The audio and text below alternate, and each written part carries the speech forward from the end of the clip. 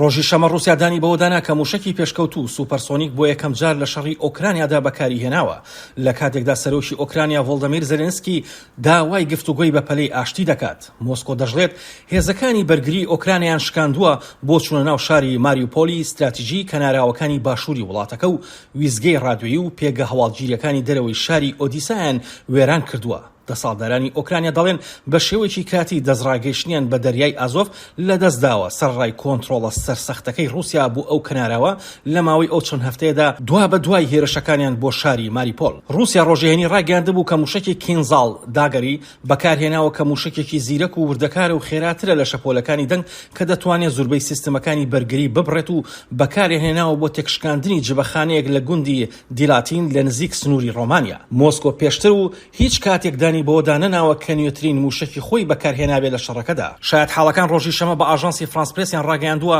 دوای ئەوەی سوپای رووسیا سەربازگەی سەربازی ئۆکرانیان لە شاری میکۆلایف لە باشووری وڵاتەکە بردومان کردووە دەیان سەرباز کوژراون. ئەوان دەڵێن بەلای کەمەوە 200 سەرباز لە سەربازگەکە خەوتبوون کاتێک سوپای رووسیا لە بەرەبەیانی ڕۆژێهێنیدا بۆمبارانی کردبوو. یۆری ئیگناد و تەبێژی هێزی ئاسمانی ئۆکرانی بە فرانس پرێسی ڕاگەیان دوژمن ئەمبارەکانمانی کردوتە ئامانج بەڵام ئێمە هیچ زانیاریەکمان لەسەر جۆری موشکەکە نییە.